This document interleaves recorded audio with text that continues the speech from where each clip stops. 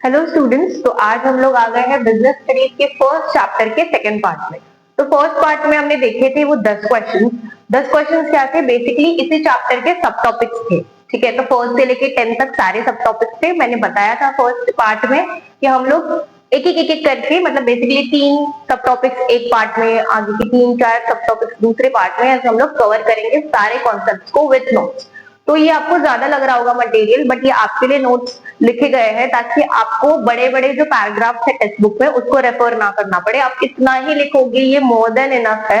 Basically 5 marks का question आता है, उसमें आप इतना भी लिखोगे, इसमें से आप 4 पॉइंट, 5 पॉइंट, 6 पॉइंट भी लिखोगे तो भी it is more than enough. इसमें जब मैं एक्सप्लेन करूंगी तब ध्यान रखना कि मैं कुछ एग्जांपल्स देती हूँ, तो उस एग्जांपल्स को भी आपको याद रखना है। और इवन ये कॉन्सेप्ट पढ़ के आपके खुद एग्जांपल्स बनेंगे, आप वो भी लिख सकते हो आपके हिसाब से। ऐसे नहीं कि ये सेम टू सेम रट्टा मार के लिखना है, इस कॉन्सेप्ट को समझना है, लाइन्स को समझना है, और आप आपके ही वर्ड्स में भी एकदम इजीली लिख पाओगे। मैंने फर्स्ट पार्ट में बताया था कि ये सब्जेक्ट काफी इजी है, काफी कॉन्सेप्चुअल बेस्ड है, काफी ऐसा है कि आपको कुछ रट्टा मारने की जरूरत नहीं है, आप आपके वर्ड्स में भी चीजों को लिख सकते हैं। तो हम लोग स्टार्ट करते हैं कि हम लोग ने फर्स्ट पार्ट में जो क्वेश्चंस लिखे थे, जो सब टॉपिक्स लिखे थे, उसका जो फर्स्ट 3 है वो हम इस पार्ट में कवर करेंगे। ठीक है, तो फर्स्ट वाला जो है define business, concept of business. हम बिजनेस स्टडीज पढ़ रहे हैं तो हमको पता होना चाहिए कि बिजनेस होता क्या है, बिजनेस है क्या। तो वो हमने एक छोटी सी डेफिनेशन लिखी हुई है। ये डेफिनेशन कुछ भी नहीं है, ये बहुत इंपॉर्टेंट है क्योंकि इसमें कीवर्ड्स आते हैं। तो आप कुछ भी लिखते हो, आपके वर्ड्स को फ्रेम करके लिखते हो, लेकिन उसमें कीवर्ड्स होना बहुत इंपॉर्टेंट है, तो ही वो एकदम प्रॉपर डेफिनेशन बनती है, प्रॉपर एक पर्टिकुलर आंसर बनता है। ठीक है, तो what is business, define business, explain business, ऐसे कोई क्वेश्चन आएगा आपको। कभी कभी ऐसे होता है कि डिफाइन बिजनेस, एक्सप्लेन बिजनेस नहीं आता है, लेकिन nature of business, characteristics of business, ऐसे कोई क्वेश्चंस आते हैं ना, तो आपको स्टार्ट कैसे करना है आंसर लिखने, बिजनेस का डेफिनेशन लिखना है। ठीक है, फिर जैसे कि बिजनेस रिस्क क्वेश्चन आ गया आपको, define business risk, explain business risk. तो पहले बिजनेस का डेफिनेशन लिखना है 2-3 लाइन का, जो भी आपको आता है। फिर बिजनेस रिस्क क्या होता है वो आपको लिखना है, फिर कॉजेज ऑफ बिजनेस रिस्क लिखना है, या फिर जो नेचर ऑफ बिजनेस रिस्क का क्वेश्चन आया होगा तो नेचर ऑफ बिजनेस रिस्क। तो ये बहुत प्रेजेंटेबल दिखता है कि हाँ, मतलब टीचर्स को फटक से देख के समझ आते हैं, हाँ बच्चों को कॉन्सेप्ट क्लियर है, प्रॉपरली उसने लिखा हुआ है, प्रॉपरली सब कुछ अच्छे से पार्ट बाय पार्ट लिखा हुआ है। तो इसलिए उस टाइम पे ये डेफिनेशन काफी काम आते हैं। वैसे अलग से डिफाइन बिजनेस ऐसा कोई क्वेश्चन नहीं बनता है, बहुत रेयरली बनता है, लेकिन आप बाकी के क्वेश्चन के साथ उसको लिख सकते हैं ताकि और इफेक्ट पड़े आपके आंसर के ऊपर, ज्यादा अच्छा दिखे, प्रेजेंटेबल दिखे। ठीक है, तो define business, it refers to an occupation in which people regularly engage in activity. तो पहले तो एक ऑक्यूपेशन है, ऑक्यूपेशन मतलब कोई तो काम है, तो कोई तो हम काम करते हैं, इन विच पीपल रेगुलरली एंगेज, और वो काम हम क्या करते हैं, रोज करते हैं, रेगुलरली करते हैं। आप एक दिन वो काम करोगे तो हम उसको बिजनेस नहीं मानेंगे। जो भी आप काम कर रहे हो, जो भी आप ऑक्यूपेशन में इन्वॉल्व हो, वो रेगुलरली होना चाहिए। ठीक है, इन activities related to purchase, production and और sale of goods and services. तो आप जो भी ऑक्यूपेशन में इन्वॉल्व हो, एक तो आप उसको प्रोड्यूस कर रहे होंगे, उसको बना रहे होंगे, ठीक है, प्रोडक्शन होना चाहिए, या फिर आप खरीद रहे होंगे, ठीक है, परचेज होना चाहिए, या फिर सब कुछ होना चाहिए, दोनों होना चाहिए, sale of goods and services. तो एक तो आप कोई गुड्स और सर्विस को परचेज कर रहे हो, खरीद रहे हो, या फिर उसको प्रोड्यूस कर रहे हो, बना रहे हो, या फिर सेल कर रहे हो, या फिर सब कुछ एक साथ कर रहे हो। कोई कोई बिजनेस में वो लोग खुद से उनका मैन्युफैक्चरिंग होता है, खुद से सब कुछ होता है, तो कोई कोई बिजनेस में सब कुछ वो लोग खुद ही करते हैं, कुछ भी आउटसोर्स नहीं करते, कुछ भी बाहर से अलग से नहीं करते। ठीक है, तो एक तो आप एक कोई तो एक्टिविटी कर रहे हो या सब कुछ कर रहे हो with view to earn profit. तो आपका सबसे मेन, सबसे इंपॉर्टेंट पर्पस होता है बिजनेस में, सबसे पहला ऑब्जेक्टिव होता है बिजनेस का, टू अर्न प्रॉफिट। ठीक है, तो आपको समझ में आया कि क्या क्या आपके एक डेफिनेशन में, एक आंसर में कीवर्ड्स होने चाहिए, जैसे कि अर्न प्रॉफिट इंपॉर्टेंट है। ठीक है, हम ऐसे ऑक्यूपेशन में इन्वॉल्व है जो रेगुलरली हम कर रहे हैं तो ही उसको बिजनेस माना जाएगा। तो उसमें परचेज, प्रोडक्शन, सेल, किसका, गुड्स और सर्विसेज का इन्वॉल्व होना चाहिए। और हमारा मेन पर्पस क्या है, अगर हमें प्रॉफिट ही नहीं मिल रहा होगा तो हम उसको बिजनेस कैसे कंसिडर करेंगे। तो earning profit is our main purpose, main aim, main objective in a business. ठीक है, तो हमारी डेफिनेशन हो गई। अब हम सेकंड क्वेश्चन पे आते हैं, कैरेक्टरिस्टिक्स ऑफ बिजनेस एक्टिविटी। तो हमने कुछ कैरेक्टरिस्टिक्स लिखे हैं, 7 कैरेक्टरिस्टिक्स लिखे हैं। आपके एनसीईआरटी के हिसाब से ही हमने ये बनाया है। तो उसमें 7 कैरेक्टरिस्टिक्स थे, तो वो हमने ना सिंपलर वे में लिखा हुआ है। आप इसको नोट डाउन कर सकते हो, मैं बाद में साइड हो जाऊंगी, आप पॉज कर लेना और इसको नोट डाउन कर लेना, ठीक है। तो सबसे पहला कैरेक्टरिस्टिक्स है economic activities. Activities undertaken with objective of earning money or livelihood and not out of love, affection, sympathy or any other emotion। तो कोई भी हम एक्टिविटी करते हैं तो हमारा, जैसे हमने पहले ही देखा, हमारा मेन मोटिव होना चाहिए उस एक्टिविटी को करने का अर्निंग मनी, ठीक है, and not out of love, affection, sympathy और एनी अदर इमोशन। तो हम लोग को कोई भी हम एक्टिविटी करते हैं, अभी समझो मैंने आपको, आप मेरे रिलेटिव हो, आप मेरे फ्रेंड हो, या फिर आप मेरे फैमिली मेंबर हो, मैंने आपको शूज दिए, ठीक है, मैंने गिफ्ट किए आपको शूज, तो वो बिजनेस होगा क्या? नहीं। मैंने आपको शूज दिए, कल भी मैंने आपको एक नया पेयर ऑफ शूज लाके दिया, परसों भी मैंने आपको नया पेयर ऑफ शूज, लेकिन उसके बाद मैं दूंगी क्या? रोज दूंगी क्या? नहीं दूंगी, ठीक है। रोज मैं आपको शूज नहीं दे सकती हूँ, और उसको हम बिजनेस कंसीडर ही नहीं करेंगे, उसको मे भी आप अफेक्शन कंसीडर करोगे, है ना। अगर हम कहीं पे चैरिटी करते हैं, कोई भी ओल्ड एज होम में, या कोई भी प्रकार की चैरिटी अगर हम लोग करते हैं, तो हम उसमें सिंपैथी दिखाते हैं, ठीक है। हम बिजनेस नहीं करते हैं। मैं कुछ जाके अगर चैरिटी कर रही हूँ, ठीक है, छोटे बच्चों को अगर मैं जाके बुक दे रही हूँ, पेन दे रही हूँ, ठीक है, तो मैं रोज करूंगी क्या? नहीं, मैं मंथ में 1 बार करूंगी, मंथली 2 बार करूंगी, तो मैं उसको बिजनेस कंसीडर नहीं कर सकती। तो कुछ एक्टिविटीज होती है जो हम रेगुलरली नहीं करते, या फिर जो भी हम रेगुलर, हमारी मम्मी रोज खाना बनाती है घर पे, तो हमसे पैसा लेती है क्या? नहीं लेती है, ठीक है। वो हमारे लिए प्यार से बनाती है, हमें खाना मिले, हम बहुत ज्यादा हेल्थी रहे, अच्छे से रहे, हमें एनर्जी रहे, बनी रहे, तो इसलिए वो हमारे लिए खाना बनाती है, राइट। तो वो कोई बिजनेस नहीं है, कोई वो बिजनेस एक्टिविटी नहीं है, तो वो हमारे लिए एज ए लव, अफेक्शन, इस बेसिस पे करती है, तो उसको हम बिजनेस कंसीडर नहीं करेंगे। बिजनेस वो होता है जो रेगुलरली होता है, और जो हमारा पर्पज होता है कि हम मनी अर्न करें, पैसा कमाए उससे, तो वो उसको ही हम बिजनेस कंसीडर करेंगे। इसीलिए हम उसको इकोनॉमिक एक्टिविटी कहते हैं, ठीक है। इकोनॉमिक, ये वर्ड या इकोनॉमी, ऐसा कोई आप सुनते हो तो आप उसको मनी से रिलेट कर सकते हो, वो मनी के बारे में बोल रहा होगा, ठीक है। फिर हम देख रहे हैं परचेज एंड सेल बाय, इसका एग्जांपल है ये, purchase and sale by shopkeeper और on large scale in more organized and formal level, purchase and sale by a cooperative society or company, ठीक है। तो हम लोग ने एग्जांपल दिया कि हम परचेज और सेल करते हैं, आपके घर के पास कोई ग्रोसरी स्टोर होगा, तो वो छोटे लेवल पे खुद परचेज करता है होलसेल मार्केट से, और वो हमें रिटेल, वो हमारे लिए एक रिटेल मार्केट है, और वो हमें बेसिकली कोई भी गुड्स वगैरह प्रोवाइड करता है, ठीक है। तो वो एक इकोनॉमिक एक्टिविटी होगी, जो रोज सेल कर रहा है, उसके बदले उसको वैल्यू मिल रही है, उसके बदले उसको पैसा मिल रहा है, तो वो एक बिजनेस एक्टिविटी है स्मॉल स्केल पे। और अगर हम लार्ज स्केल की बात करें, तो जो बड़े बड़े कंपनीज होते हैं, बड़े बड़े ब्रांड्स होते हैं, जो रेगुलरली सेल्स करते हैं ऑफलाइन ऑनलाइन दोनों मोड पे, तो हम उसको लार्ज स्केल पे बोलेंगे, वो भी एक इकोनॉमिक एक्टिविटी है। Moving to the second point, production और procurement of goods and service. तो ये पॉइंट काफी लॉजिकल है। अगर मैं आपको कोई गुड बेच रही हूँ, अगर मैं आपको कोई सर्विस बेच रही हूँ, तो उसके पहले मुझे उसको बनाना पड़ेगा, राइट, या उसको खरीदना पड़ेगा, या फिर उसका रॉ मटेरियल खरीद के मुझे फिनिश गुड्स में कन्वर्ट करना पड़ेगा, तभी मैं आपको बेच सकती हूँ, तभी आप मुझे, वो एक्सचेंज हो सकता है बेसिकली, कि आप मुझे पैसे दो और मैं आपको वो प्रोडक्ट या सर्विस प्रोवाइड करूँ, ठीक है। तो यही लिखा है इस पॉइंट में, before goods are offered to people for consumption there must be produced और प्रोक्यूर्ड बाय एन एंटरप्राइज। बेचने से पहले, किसी को ऑफर करने से पहले वो प्रोडक्ट या सर्विसेज हमें उसको बनाना पड़ेगा, राइट। तो गुड्स फॉर डेली यूज, तो ये एग्जांपल है उसकी, goods for daily use sugar, ghee, pen, book, और capital goods machinery, furniture. Services भी इसमें आता है, ट्रांसपोर्टेशन, बैंकिंग, इलेक्ट्रिसिटी। अभी समझो आप सैलून में जाते हो, तो सैलून में आप जाके बैठते हो, तो वहाँ पे लाइट्स होती है, आपके लिए एसी ऑन किया जाता है, ठीक है। तो ये एसी, लाइट्स, ये सब कुछ सर्विसेज हमें वो प्रोवाइड कर रहे हैं। तो इलेक्ट्रिसिटी, अगर वो सब कुछ नहीं होगा तो वो कैसे प्रोवाइड करेंगे? अगर लाइट ही नहीं होगी तो वो आपका मेकओवर कैसे करेंगे? नहीं कर पाएंगे, ठीक है। तो ये उनको पहले ही सब रेडी करके रखना पड़ता है, पहले ही कि हाँ ये हमें कस्टमर को प्रोवाइड करना है, ये सर्विस हमें प्रोवाइड करनी है, ठीक है, ये पर्टिकुलर प्रोडक्ट हमें प्रोवाइड करना है, तो ये मुझे बनाना पड़ेगा, ये मुझे रेडी करना पड़ेगा। तो यही है कि before offering it to our customer we need to produce it और प्रोक्यूर इट, ओके। फिर उसके बाद नेक्स्ट पॉइंट है सेल और exchange of goods and services. तो डायरेक्टली और indirectly business involves transfer of goods and services for value. ठीक है, तो यहाँ पे एक्सचेंज होता है, जैसे मैंने बताया सेकंड पॉइंट में मैंने इसको थोड़ा सा बताया था कि हमेशा ये एक्सचेंज होता है। बिजनेस में कभी भी ये वन साइडेड ट्रांजैक्शन नहीं होगा कि मैंने आपको प्रोडक्ट दे दिया हो गया खत्म, ऐसे कभी नहीं होगा। मैं आपको कोई प्रोडक्ट दे रही हूँ, मैं आपको कोई सर्विस प्रोवाइड कर रही हूँ, तो आप उसके बदले मुझे वैल्यू दीजिए, और वैल्यू किस फॉर्म में होगी? Obviously money.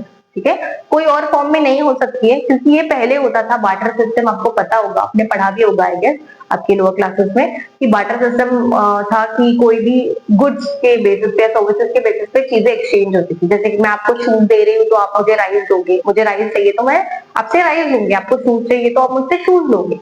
तो ये अभी ऐसे नहीं कर सकते, ठीक है, क्योंकि उसका यूनिट अलग अलग होता है ना। तो इसलिए बार्टर सिस्टम बंद कर दिया गया, करेंसी आई, पैसा आया, और फिर अभी सब कुछ जो एक्सचेंज होता है वो वैल्यू के बेसिस पे, मनी के बेसिस पे एक्सचेंज होता है। ठीक है, तो सेल और exchange of goods and services ये कैसे होगा? वैल्यू के बेसिस पे होगा, और वैल्यू क्या होगी? Money. If goods are produce not for purpose of sale but purpose of personal consumption, it can not be called as business activity. तो कोई भी गुड्स अगर एक्सचेंज हुआ है या प्रोड्यूस हुआ है, ये सेल के पर्पस के लिए नहीं, मतलब बेचने के लिए नहीं, ये पर्सनल कंजम्पशन के लिए कोई प्रोड्यूस हो रहा है या हम एक्सचेंज कर रहे हैं, तो उसको हम लोग बिजनेस कंसिडर नहीं करेंगे। एग्जाम्पल मैंने फर्स्ट पॉइंट में ही दिया था कि आप मेरे फ्रेंड या रिलेटिव या कोई भी कजिन हो या मेरी फैमिली मेंबर्स हो, मैं आपके लिए कुछ ला रही हूँ, आपको कुछ दे रही हूँ, तो उसके बदले आप मुझे कुछ नहीं दोगे, उसके बदले आप मुझे पैसे नहीं दोगे, तो वो हम लोग बिजनेस कंसिडर नहीं कर सकते, वो एक्सचेंज को हम लोग बिजनेस कंसिडर नहीं कर सकते। ठीक है, कभी कभी हो जाता है, ये बहनों में हो जाता है, भाइयों में हो जाता है, भाई मैं तुझे ये टी शर्ट दूंगा, तो मुझे वो टी शर्ट दे, हम एक्सचेंज कर लेते हैं, मुझे ये अच्छा लगा है तो मुझे वही चाहिए, तो हम एक्सचेंज कर लेते हैं, तो उसको भी हम बिजनेस कंसिडर नहीं करते, क्योंकि वो वन टाइम ही होगा, वो रेगुलरली नहीं होगा, और बेसिकली उसका कोई वैल्यू नहीं है। ठीक है, मतलब उसमें कोई पैसे एक्सचेंज नहीं कर रहे, पैसे एक्सचेंज कर रहे होते तो भी उसको हम बिजनेस कंसिडर नहीं करते, क्योंकि वो रेगुलर बेसिस पे नहीं होगा। ठीक है, moving on to the next point is fourth, dealing in goods and services on regular basis. हाँ, जैसे अभी ये मैंने बहुत बार रिपीट कर चुकी हूँ कि एक single transaction can not be considered as business. तो वही लिखा है, one single transaction of sale और purchase does not constitute business. Business involves dealing in goods and services on regular basis. सबसे सिंपल पॉइंट है, सबसे छोटा सा है, इसमें आप आपका कोई भी एग्जाम्पल लिख सकते हैं। ठीक है, आपके मन का लिख सकते हैं, कोई दिक्कत नहीं, कोई बात नहीं, ऐसा नहीं मैंने दिया बुक में लिखा है वही एग्जाम्पल, उल्टा आप जितने एग्जाम्पल्स लिखोगे, आपके बना के लिखोगे, वो ज्यादा अच्छा दिखेगा, ज्यादा प्रेजेंटेबल दिखेगा, वो टीचर को समझ में आएगा कि हाँ ये बच्चे को सब कॉन्सेप्ट क्लियर है। कभी कभी बच्चों को डेफिनेशन याद नहीं आते, वो वर्ड्स याद नहीं आते, कीवर्ड्स याद नहीं आते, वो बस एग्जाम्पल्स लिख देते हैं, और तो भी उनको बहुत अच्छे मार्क्स मिलते हैं। ठीक है, ये मैंने देखा हुआ है और ये काफी अच्छा है। ठीक है, तो नेक्स्ट पॉइंट पे आता है प्रॉफिट अर्निंग। ये भी हमने फर्स्ट में ही डिस्कस किया था कि one of the main purpose of business is to earn money by way of profit.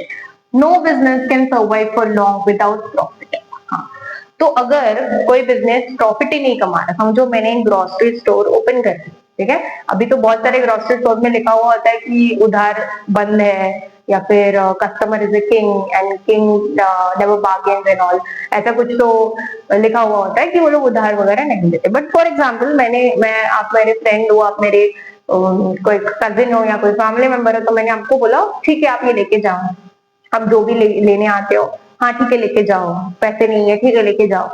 तो ऐसे मैं 1 दिन करूंगी, 4 दिन करूंगी, 5 दिन करूंगी, और मैं अगर यही कर रही हूँ रोज, तो मैं सर्वाइव कर पाऊंगी क्या बिजनेस में?